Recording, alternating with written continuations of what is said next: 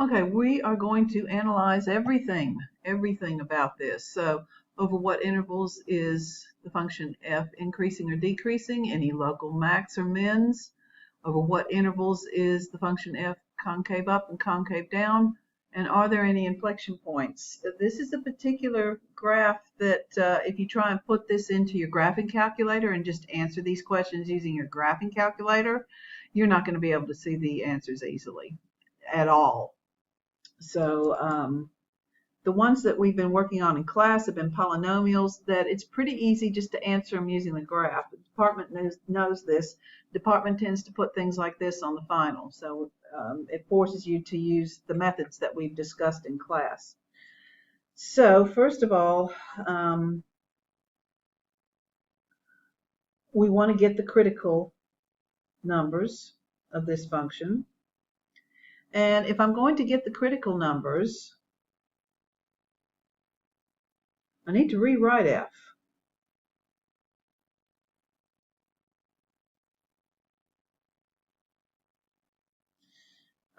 Because, yeah, I can take the derivative using the product rule, but I don't want to use product rule if I don't have to. So I'm going to multiply this through.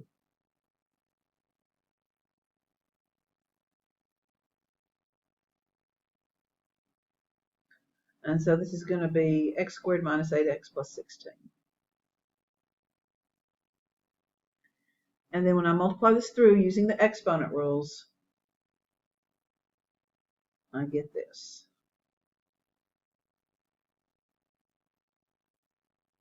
So x to the 4/5 times x is x to the 4/5 times x to the 5/5. And when you multiply the x's together, you add the exponents. So these are all using exponent rules from college algebra. Now, when it's in this form, it's easier to take the derivative, do it term by term.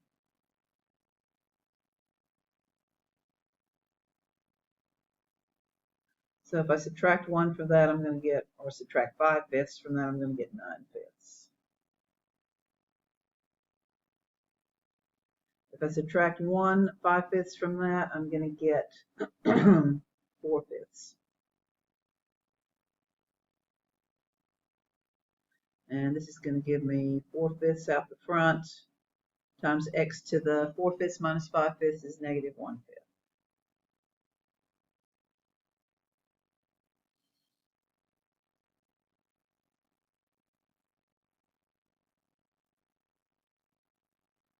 Both of these were fractions with 5 in the denominator. And this one is going to be 16 times 4 is 64. And it has 5 times x to the 1/5 in the denominator, because x to the negative 1/5 is 1 over x to the 1/5. So we're going to have to put these in the same denominator, and that denominator is going to need to be 5 times x to the 1/5. And so what we have to do is multiply top and bottom of this one by x to the 1/5. Okay, so when I do that, I'm going to have 14 times x to the 9/5 times x to the 1/5, which will be x to the 10/5, which is x squared. Then minus 72 times x to the 4/5 times x to the 1/5 is times x to the 5/5, which is x to the first power. Okay, so moving on to the next page. Now I've got it as one fraction, but to get the critical values, I need to see, well, where does it not exist? We can see it doesn't exist if x is 0, but also where is it 0? And so these are all evens, so you can factor out a 2.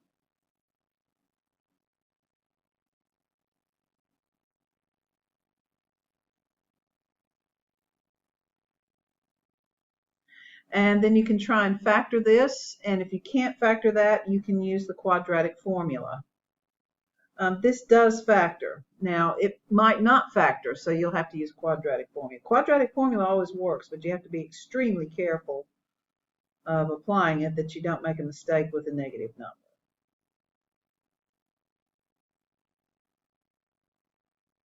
Okay, this is my derivative. So that's my first derivative. So what are the critical numbers? The critical numbers happen where f prime does not exist. So it doesn't exist if x is 0, because you can't have 0 in the denominator of a fraction. And critical numbers also occur where f prime is equal to 0. And since I factored this, this derivative equals 0 when the numerator is 0 and the denominator is not. So I can see the numerator 0 and x equals 4. X equals 4 will not make the denominator 0, so x equals 4.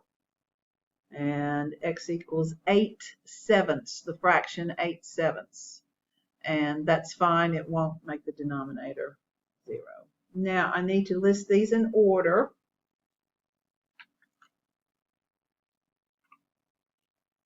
So when I list these in order, I have 0, 8/7, and 4. And now I'm going to do the first derivative test. Okay, so I need to have an interval. So my intervals are going to be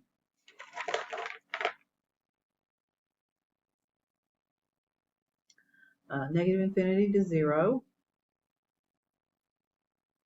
then 0 to 8/7,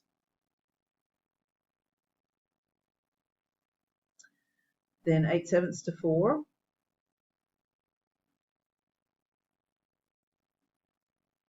then 4 to positive infinity. Okay.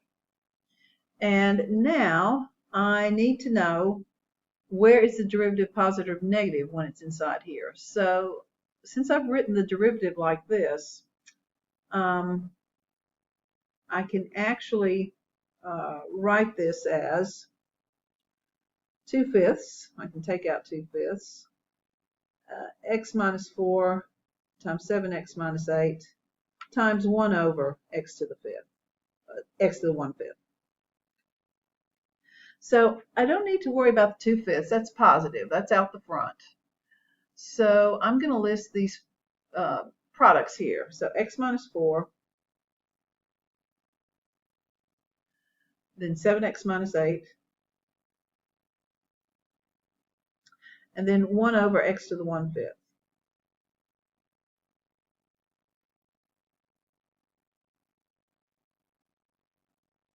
Okay. So I'm only looking for the sign, S-I-G-N, of the derivative. So the 2/5 doesn't matter because that's just out the front. Okay, now I'm going to pick a number inside here. I can't pick an end point. I cannot pick 0. It has to be inside here, so -1. When x is -1, what kind of number is this? Positive or negative? Well, -1 minus 4 is a negative number. I don't care that its value is -5. It's a negative number. When x is -1, this will become -7 minus 8, and I will get a negative number. When x is -1, well, what's -1 to the 1/5? Make sure you put it in parentheses. Okay. And you get a negative number. That's all that matters. So the derivative is going to be a negative number when x is inside this interval. It's going to be a negative number times a negative number times a negative number. And two negatives cancel each other out, but I will have one left over. So f prime is negative. That means that f is decreasing on this interval. And so I like to draw a little arrow where when you go from left to right, f is going downhill. Okay. Now what about here? Pick a number that's inside here. All right, 8/7 is a little bit bigger than 1, so 1 is safely inside this interval. 1 minus 4 is going to be a negative number.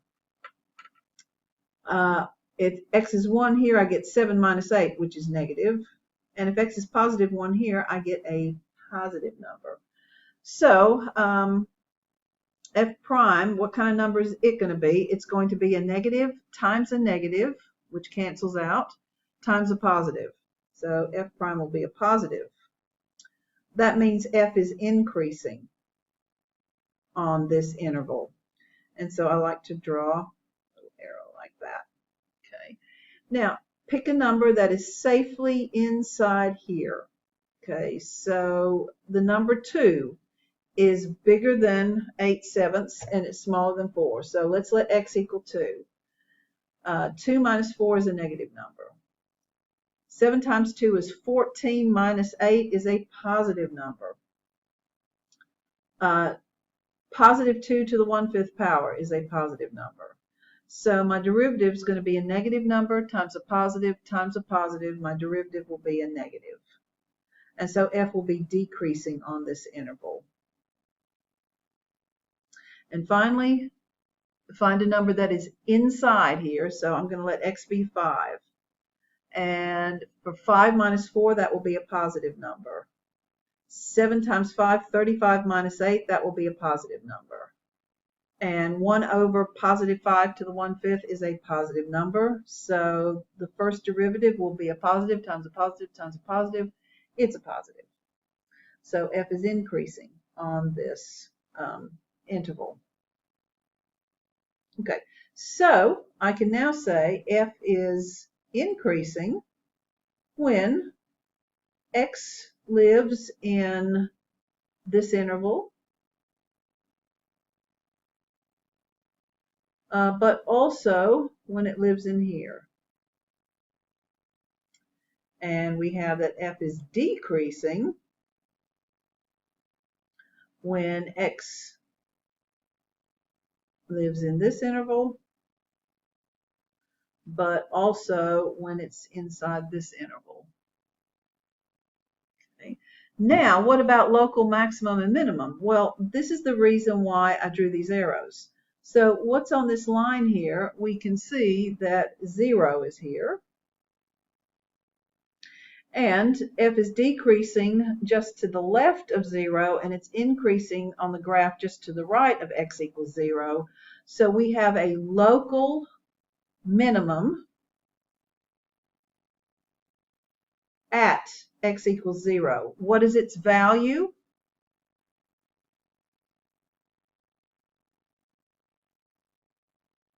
Is your original function f evaluated at 0. And if I plug 0 into x there, I'm just going to get 0. So that's my value of my local minimum. Now, what about here? We have 8/7, and we can see that when x is 8/7, we're going to have a local maximum because it's at the top of a hill here. Here, it's at the bottom of the valley. Because of these arrows, it's at the top of the hill. And so we have a local max at x equals 8/7. What is its value? It's going to be our original function f evaluated at 8/7. And, well, my original function is that. And if I'm going to evaluate that at 8/7, all right, I'm going to have my answer to the 4/5, then times x minus, times my answer minus 4, all squared. All right, and that's going to be the value of my maximum. Now, in WebWorks, if you're entering that in, make sure you take that to at least 4 significant figures, not 4 decimal places here, 4 significant figures. So at least 9.08359.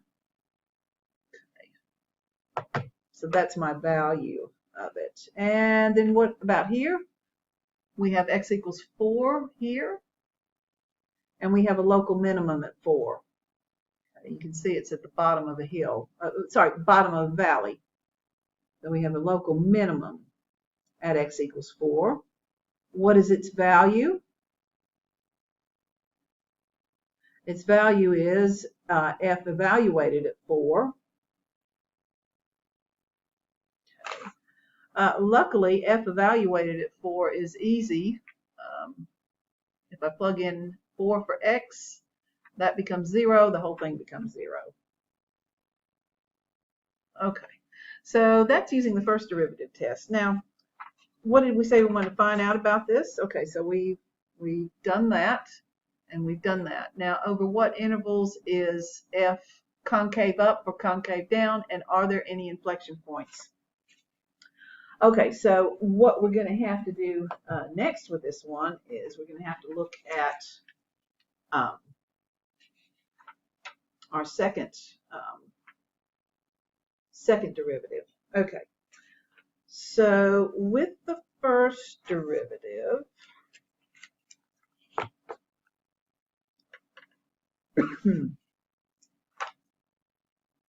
so concave up, concave down, and inflection points, we need to look at the second derivative. Okay, so if I'm going to calculate the second derivative, I think this is the form I need to do that. Okay, I think.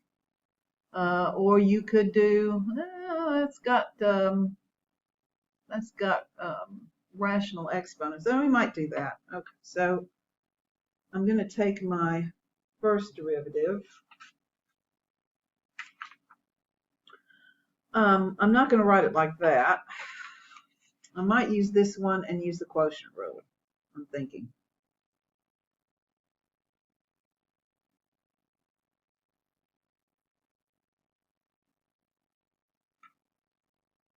That's what we'll do. Okay, so I'm going to let capital F be that and capital G be that. And so F prime is going to be 14 times 2x, which will be 28x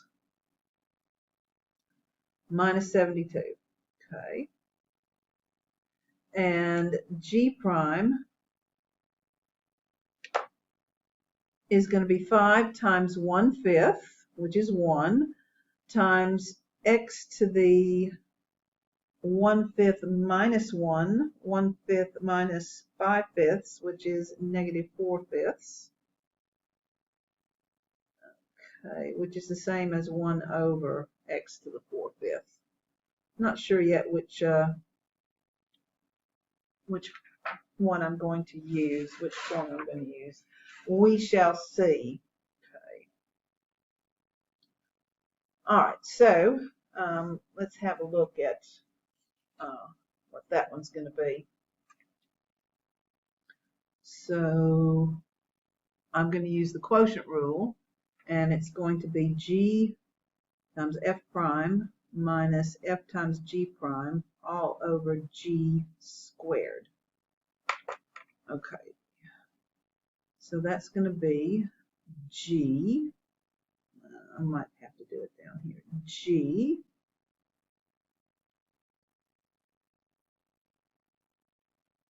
times F prime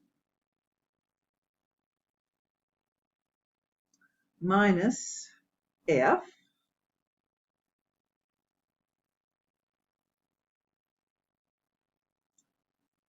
times G prime, and I might do the 1 over x to the 4/5. Let's just see what happens. Okay, and all over G squared.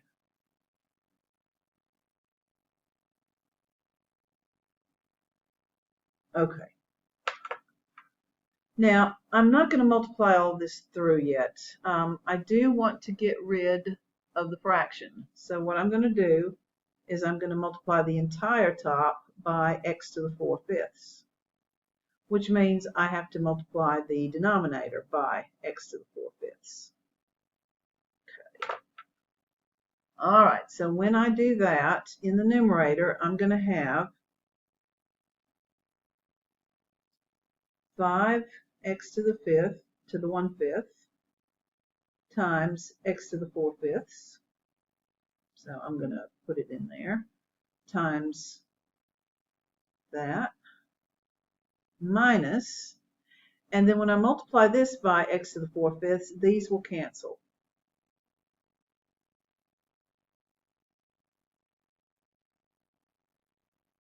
And then down here, that's going to be 5 squared, which is 25, times x to the 2/5. So x to the 1/5 all squared, you multiply the exponents.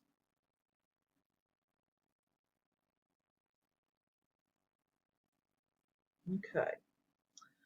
So these will give me x to the 1st power. All right, so I'm going to have 5x. So x to the 1/5 times x to the 4/5 is x to the 5/5, which is x.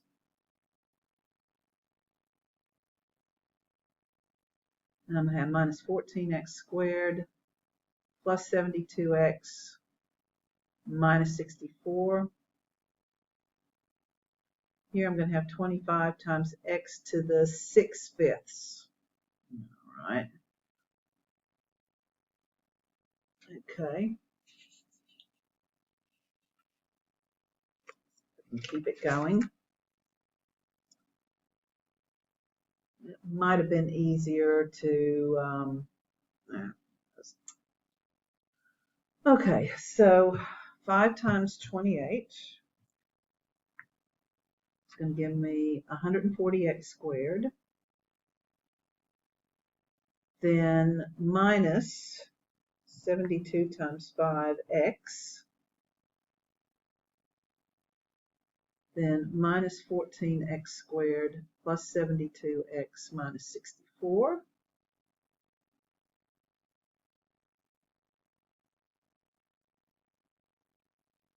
Okay. Oh, and no. Okay. All right. 140x squared minus 14x squared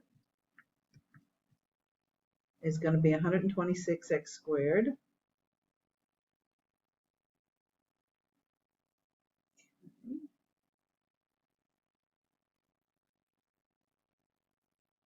And 72x minus 360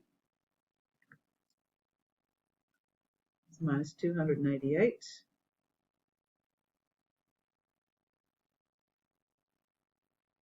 times x, and then minus 64.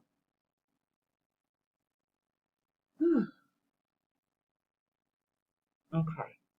I can factor out a 2. I can definitely do that. Can I factor out a 4? No. I can factor out a 2. I can factor out a 2 from the numerator, and I can factor out a 25 from the numerator. So I want to get those constants out. Okay. And then I'm going to have, when I factor out a 2, I'm going to have 63x squared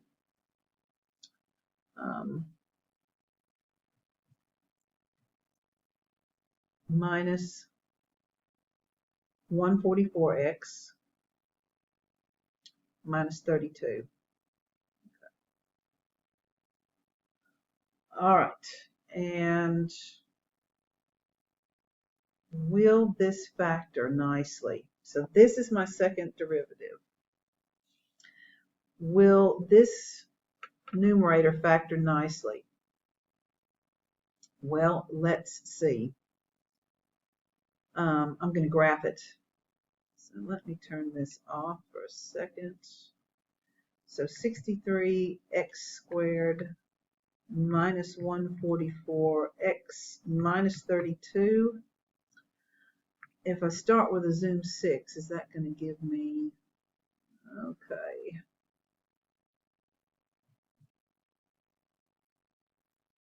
Let's see what's happening. Okay. Well, let's see what we get. It doesn't look like it's going to be nice. No, I'm not seeing 0 over there. Okay, so I'm going to have to use a quadratic formula on this. So let's get the critical numbers for f prime. That means where is f double prime? Where does f double prime not exist? And where does f double prime equal 0? Okay, well, we can see it doesn't exist if x is equal to 0. So x equals 0 is a critical number for f prime. And I need to see what the zeros of that are.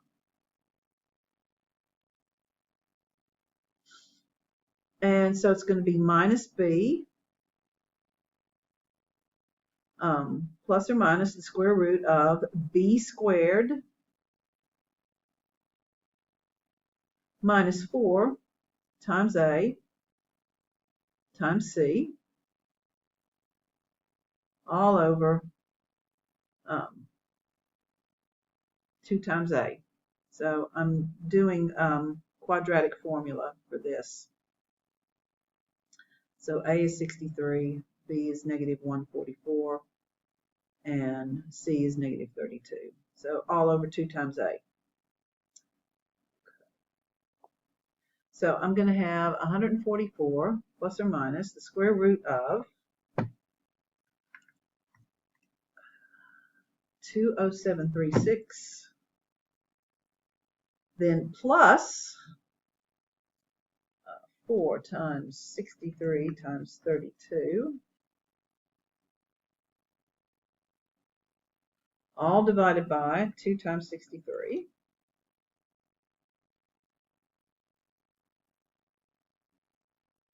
All right, so 20736 plus 8064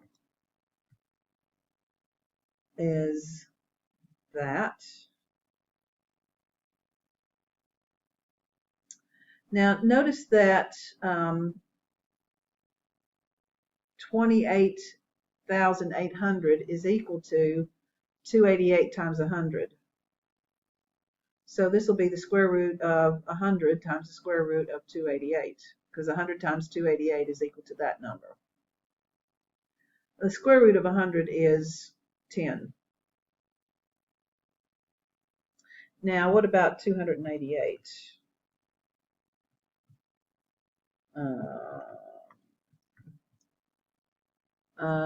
288 is equal to 16 times 18.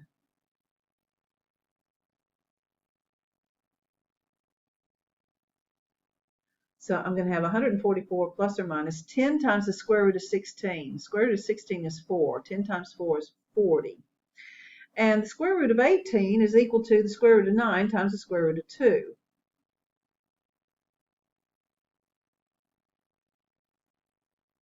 And square root of 9 is 3. And 3 times 40 is 120. Okay. So these are my zeros, and I can start to factor out something. I have a 2 in common in both numerator and denominator, so I can factor them out. So I'll have a 2 times 72 plus or minus 60 times square root of 2 all over 2 times 63. So that goes away, and I think I can take, these are all divisible by 3. So 72 divided by 3 is 24. 60 divided by 3 is 20. And 63 divided by 3 is 3 times 21.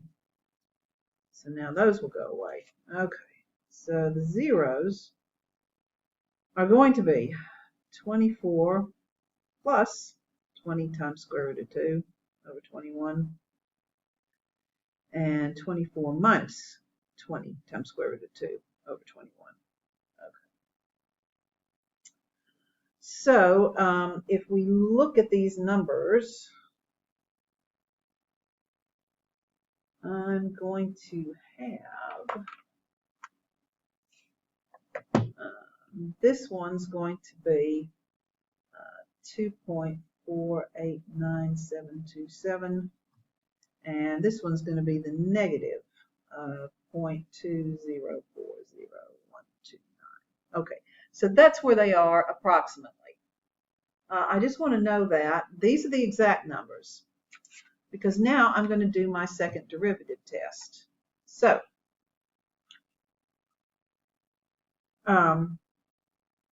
my critical values are, so my critical numbers for f prime are, let's put the -1 first. That's why I'm writing it like this.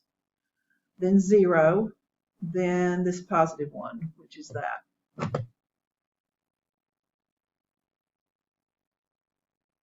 Okay, so I need my interval. I'm going to have -infinity to this one.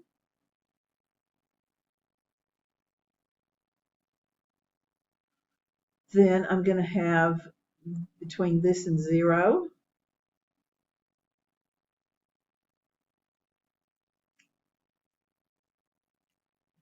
Then between 0 and this one. Oh, I'm running out of space. I'm probably going to have to take another page to do that. That's what we'll do.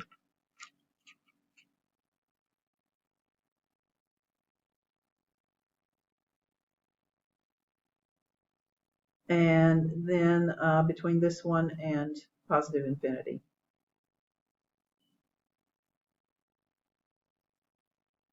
Okay. All right. Now, my second derivative was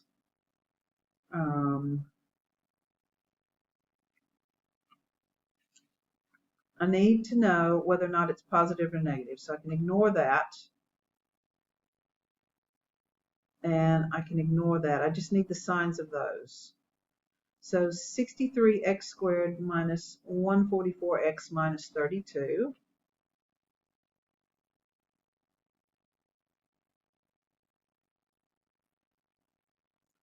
And then times 1 over x to the 6th.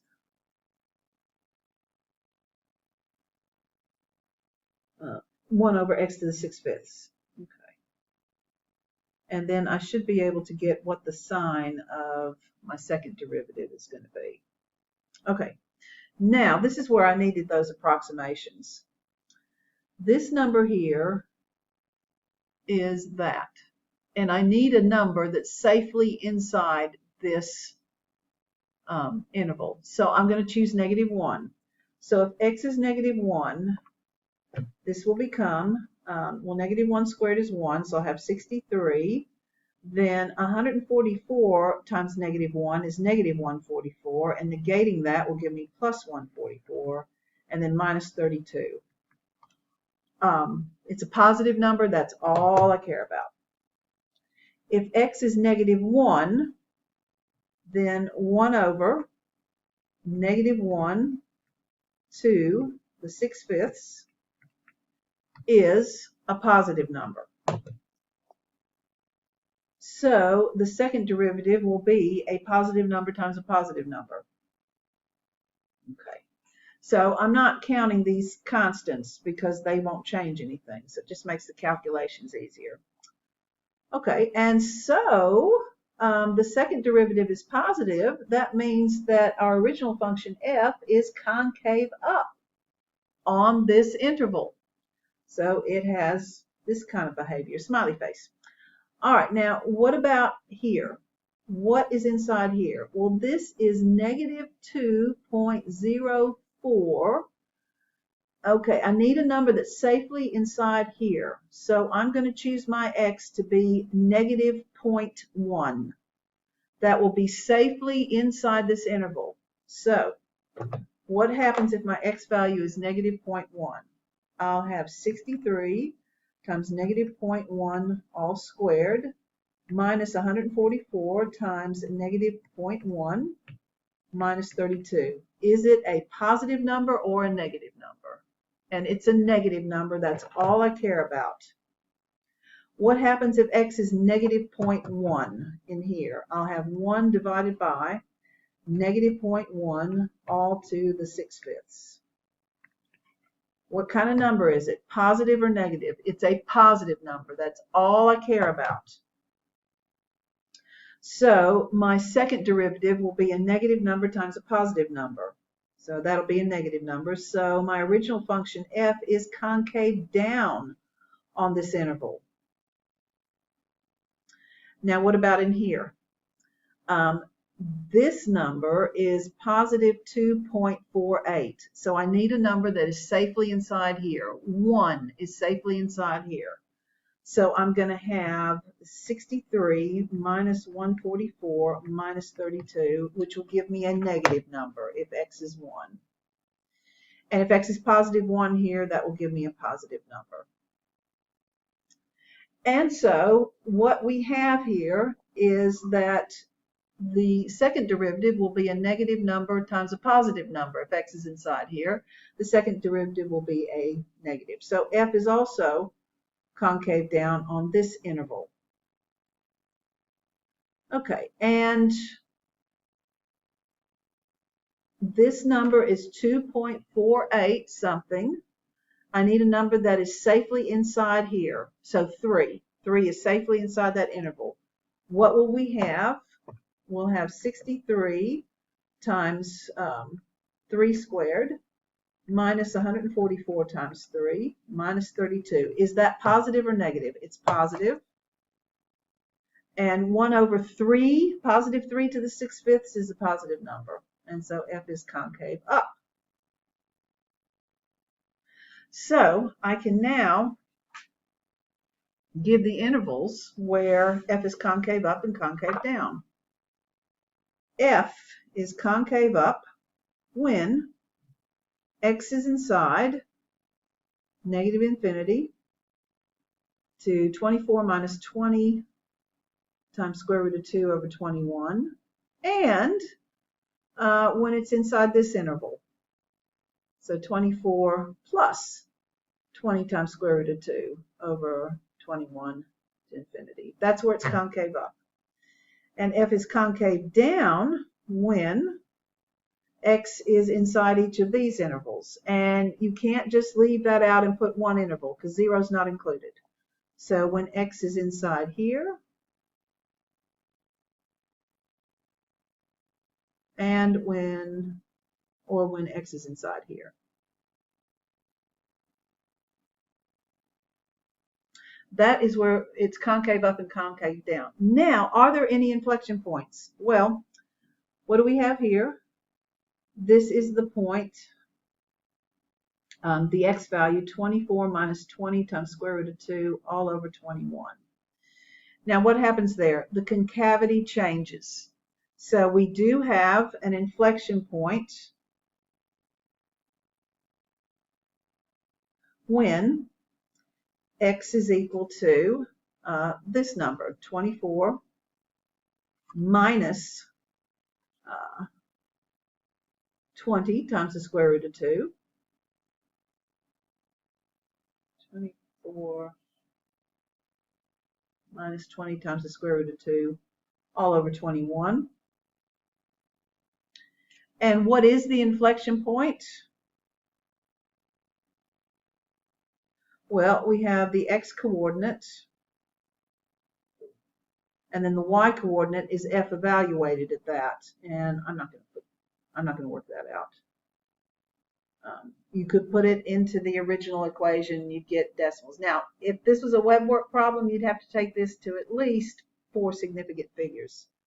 Do we have any more? At 0, there is no inflection point because the concavity does not change.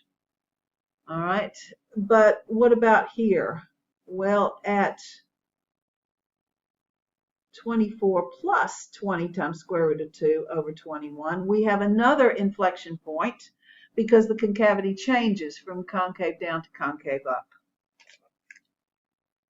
So we do have another inflection point at x equals 24 plus 20 times square root of 2 over 21, and that point is, well, I have my x coordinate and the y coordinate will be f evaluated at the x coordinate. Okay, so the degree of difficulty of this example, you should not encounter anything more complex than this. The one in WebWorks that I've chosen for you to do is one like this, but it doesn't have the second one raised to a power. So if you can understand this video and go through the steps of this video, then you should be able to do one that's like this, that doesn't have that power there. Okay. So that ends that video, and I hope it has been helpful.